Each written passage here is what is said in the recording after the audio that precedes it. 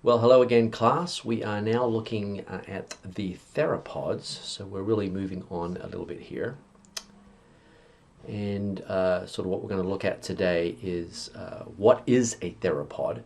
We're going to look at some basic, what's called the kind of the primitive theropods, Coelophysoidea, Herrerasauridae, and basal Tetanurae.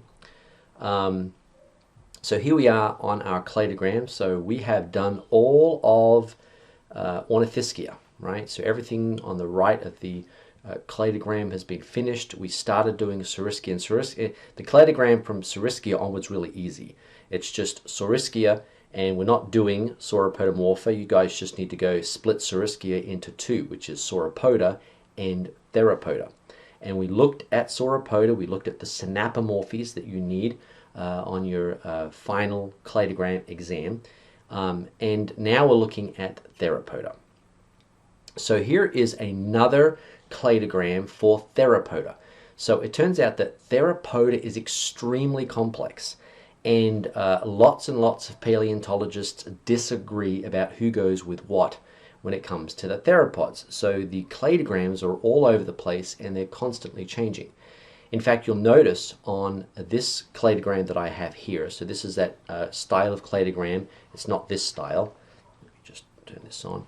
Remember, it's not this style like this, right? This box style. It's this style that you're looking at. And I could turn it into a box style if I wanted it to. So, for example, Theropoda would be the node here. That would be Theropoda. And one of the synapomorphies for Theropoda is hollow bones. There's going to be more. I'll show you in a minute. Hollow bones. And then Theropoda is going to split into this group, which is Tetanurae. But then notice what happens. You've got Theropoda itself, okay, splits into Tetanurae, but then it also splits into two groups here, Coelophysoidea and Herrerasauridae. This is a family. Remember, Day is a family, and Coelophysoidea is a larger grouping again. So if you clicked on Coelophysoidea, Russian nesting dolls, it would open up a bunch more families. But we're not supposed to have, this is called polytomy. So essentially what you've got going on here is like you've got three branches coming off here. So I've got Tetanurae, which is one of these, and then this one, for example, would be could be Coelophysoidea, and this one could be Herrerasauridae. Now, when you're looking at cladograms in the literature, they're not going to have polytomies like this. But trying to figure out what group goes with what, it's almost like it is a polytomy. They really don't know what is the last common ancestor.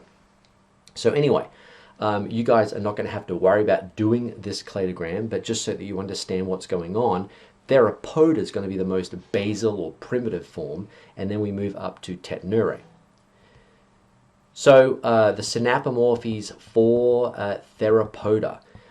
There are several synapomorphies. First of all, they're pronograde, bipeds. That means they're bipedal, so they're walking on two legs, but they're pronograde.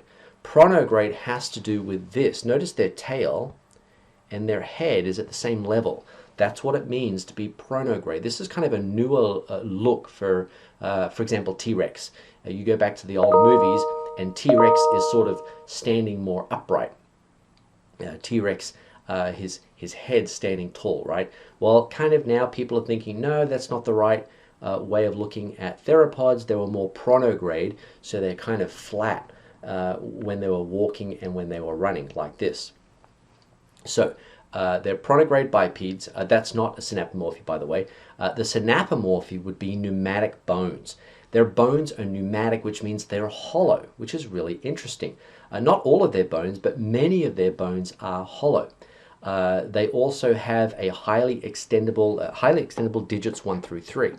So when you're looking at this picture right here, so this picture here of a hand, I want you to imagine is if you take your left hand and you place your left hand in front of you, okay? So place your left hand in front of you. Digit 1 is your thumb. That's what we're looking at in this picture. We're looking at a dinosaur's left hand, and its palm is looking up to you. And so number 1 is the thumb, number 2, this is the number 2, and this one is the number 3. Notice that digits 4 and 5 are vestigial.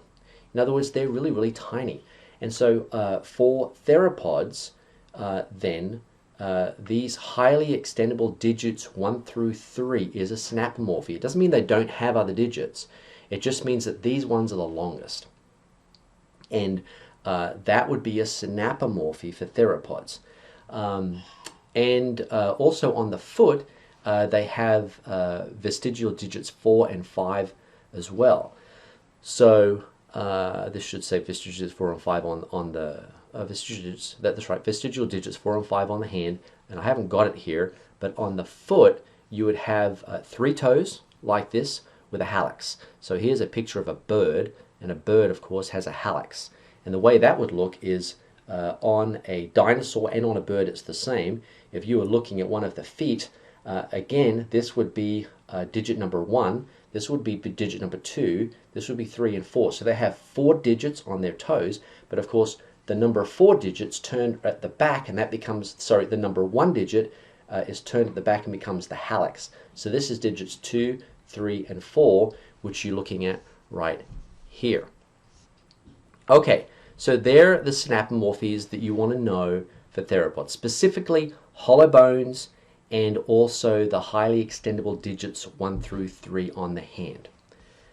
So let's move on. Oh, there it is there. Compact, elongate, narrow foot, missing digit 5, and with a diminished or absent digit number 1. So that would be another synapomorphy for the theropods. Okay, so let's have a look at some of these. We're going to look at Herrerasauridae, Herrerasauridae, I should say, first of all. Now, Herrerasauridae, that's a family. Remember, the word day means family. And these are some of the oldest dinosaurs in the rock record. We find them right down here in the sort of the middle Triassic, so around 220, 230 million years ago from a secular perspective. And so that's where they start. And they go through to the end of the Triassic. So this is one member of Herrerasauridae. And these are actually kind of a bit of a weird dinosaur. So you look at that, you probably think, oh, it looks a bit like T-Rex. Well, it kind of does look a little bit like T-Rex, but it's actually very different. These are actually very small, so maybe only 12 to 20 feet long, so about 4 meters long, so not a very big dinosaur. They did have some really strange anatomy.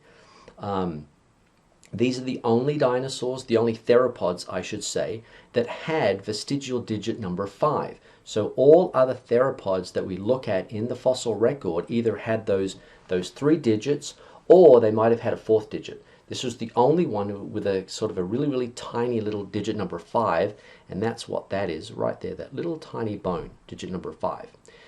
So they had 5 metacarpals, and all other theropods had 3 or 4.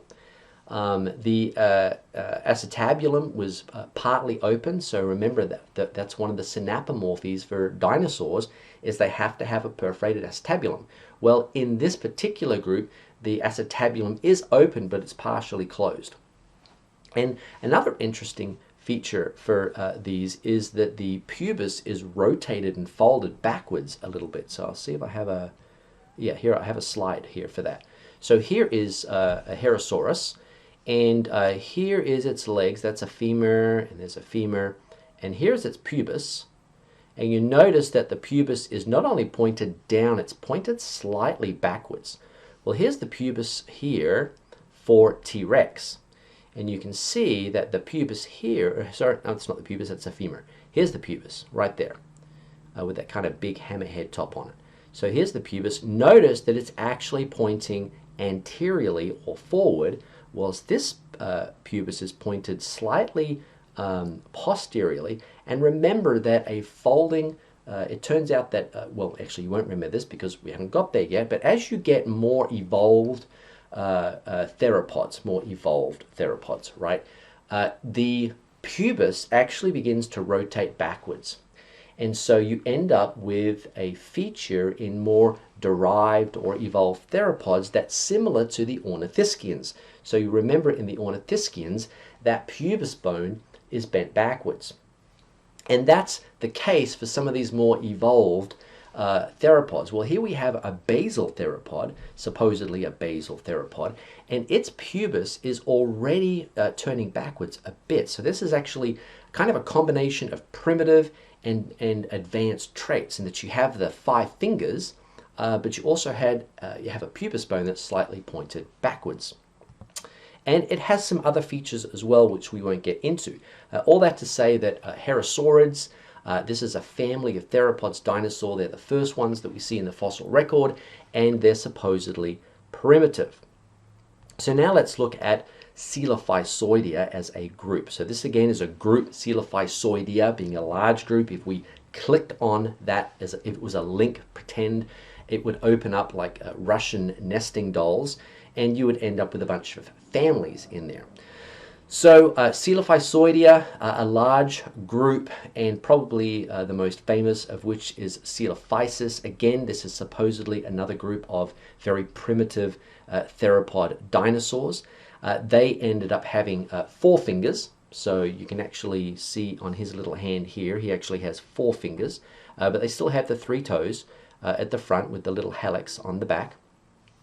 Nothing special about this group. Pretty ordinary looking theropod, very small, only, let me see if I had, yeah, only 3 to 10 feet long. So these were actually quite small. And the time range on these was sort of, again, about the same time as the Herrerasaurids, around 220 million years ago, up until about sort of the middle Jurassic time. Now, this is one of the most well-known part of this group, Coelophysoidea. This is one of the better known members of that group, which is Dilophosaurus. And so some of you may know the name Dilophosaurus because this is actually the animal that appeared in the Jurassic Park movie, in the first Jurassic Park movie. So here's kind of an artist representation of what Dilophosaurus looked like. And what's really interesting about this particular theropod is it had this double-crested character. So it's got actually, this is one crest, but it's actually 2. You can just see, looking at this picture, there's actually 2 crests there. So it had crests that look something like this on its head. It also had this really big kink in its top jaw. So those 2 traits are very specific for this particular animal, which makes it actually difficult to place in trying to group it with other theropods. It's just a little bit different than most other theropods. This was a pretty big animal as well. It could get around 20 feet or so long, so it was a very big animal. And as we'll see, I've got a little video clip here. This is the representation that's given by Jurassic Park in 1992. See if you can see any anatomical or behavioral liberties as we watch this.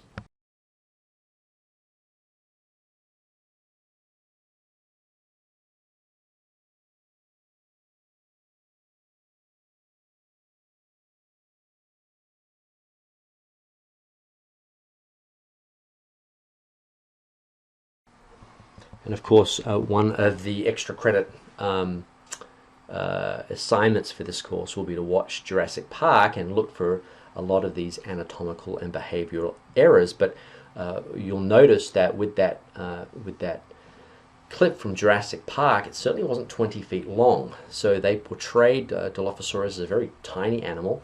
And also, you'll notice it had this big frill that kind of came out. Well, that's a liberty, no such thing.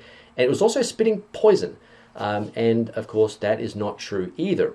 And there is another anatomical trait there. I'll let you see if you guys can pick up what that is as well.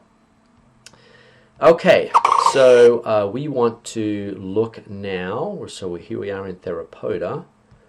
We're not going to do that right now.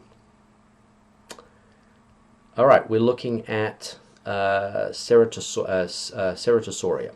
So again, another group of basal primitive theropods. And we are looking at a time range from the Middle Jurassic to the Upper Cretaceous. Do I have a, yeah, here we go, here's a column. So Middle Jurassic to the Upper Cretaceous again. and Ceratosaurus, probably one of the most well-known members of that particular group.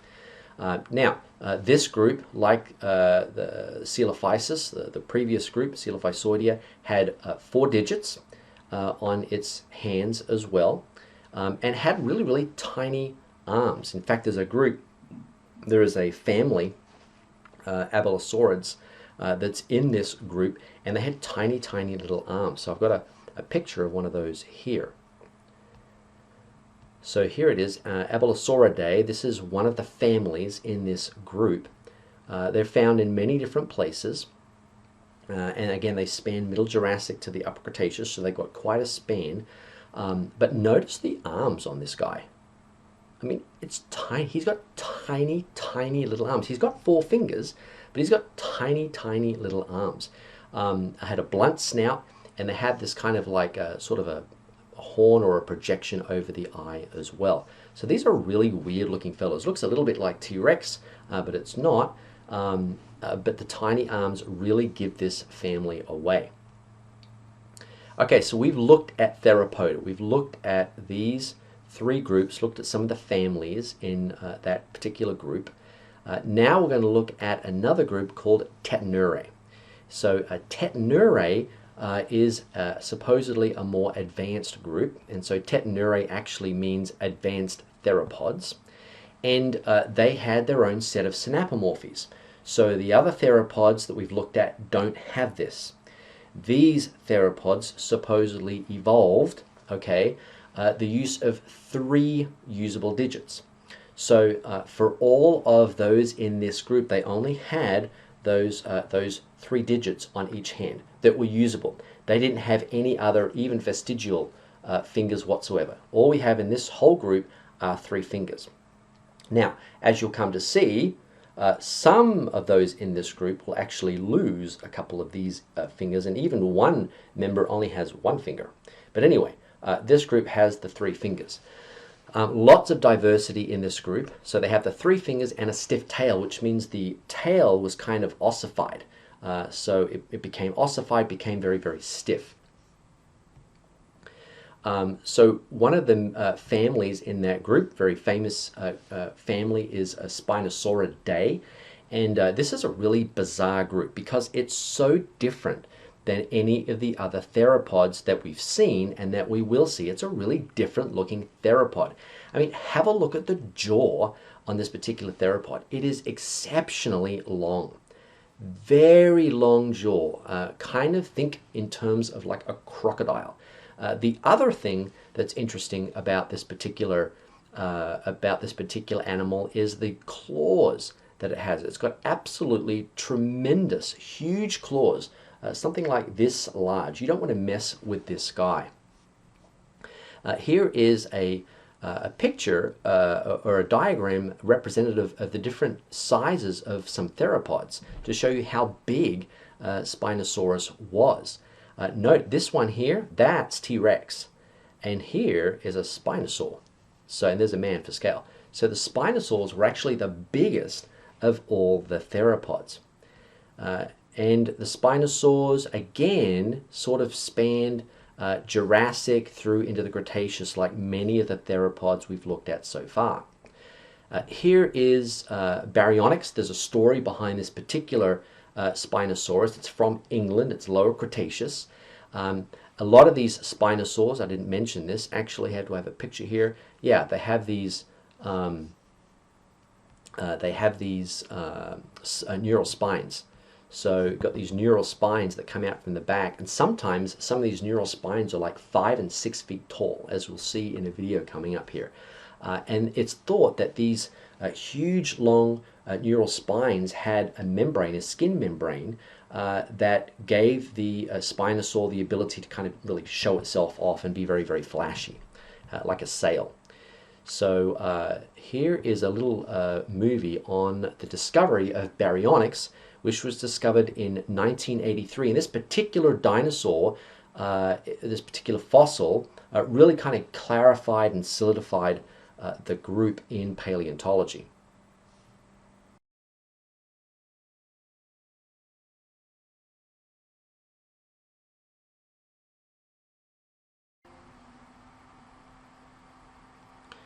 So that's pretty interesting story on Baryonyx. And here's actually, this is actually a 3D printed claw of of Baryonyx.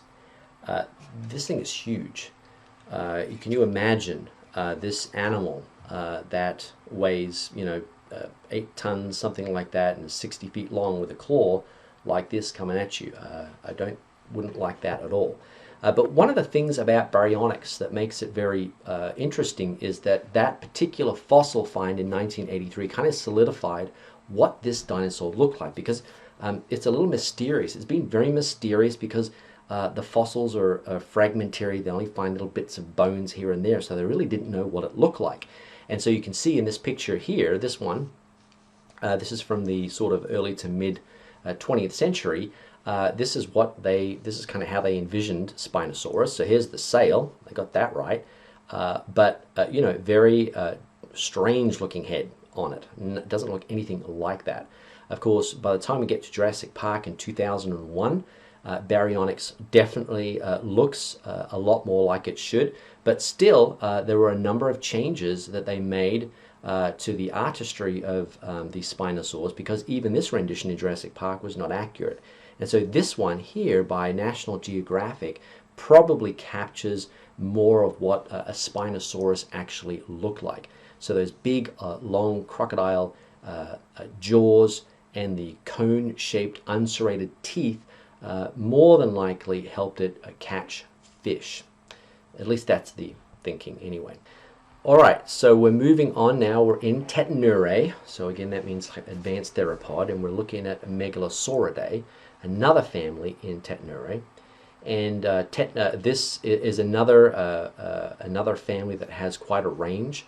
So we're looking again from Jurassic all the way through into the Cretaceous. Megalosauridae, Middle Jurassic to Lower Cretaceous. This is the most famous particular example would be Megalosaurus. And that is because Megalosaurus was actually the first dinosaur to be named by William Buckland in 1824. Now remember, at that time the word dinosaur hadn't been invented. It was actually Richard Owen that came up with it a little bit later, but he named this animal Megalosaurus. And so it was the first dinosaur that had actually been named even before the word dinosaur came along. And so these are the actual bones of Megalosaurus. You can see you've got some of the snout here, and then a big part of the hip and the leg, some of the vertebra as well. Now, what's interesting about Megalosaurus is Richard Owen. Remember back when we talked about Ornithopoda, and Richard Owen had hired Waterhouse, Benjamin Waterhouse, Waterhouse Hawkins, to sculpt some Encyloplexians. That was that group of in Ornithopoda, and he sculpted these two examples. So here's two examples from the Crystal Palace that he sculpted. And remember, I told you that Richard Owen had a little party in one of these, in this one here, before they closed it up. Well, he also sculpted Megalosaurus, and so this is actually, although it looks kind of like the previous examples, this was actually his rendition of Megalosaurus, which is actually nothing like the original. So the original looked something like this. Kind of looked a bit more like T-Rex. Okay, so moving on, we now go to Allosauridae. So Allosauridae is another big group, so that's a larger group. If we clicked on that again, it would expand, and we'd have a whole bunch of families within there.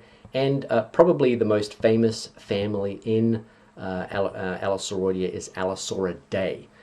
And the most famous genus would be Allosaurus. So here is the skull of Allosaurus, and you're probably looking at that thinking, wow, is that T-Rex? And no, it's not.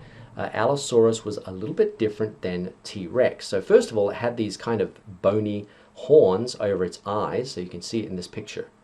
It had these little bony horns over its eyes. It was also a lot smaller than T-Rex. And here is actually a skull of T-Rex. And here is a skull of Allosaurus. So they are not the same, although They do look similar in many respects. So you can see the snout hole is much bigger in Allosaurus. It's very small in T-Rex. You can see that the jaw, the lower jaw, is more slimline.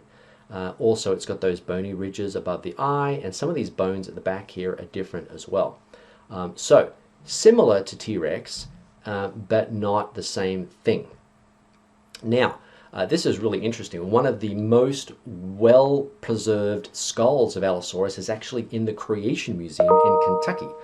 And how in the world did that happen?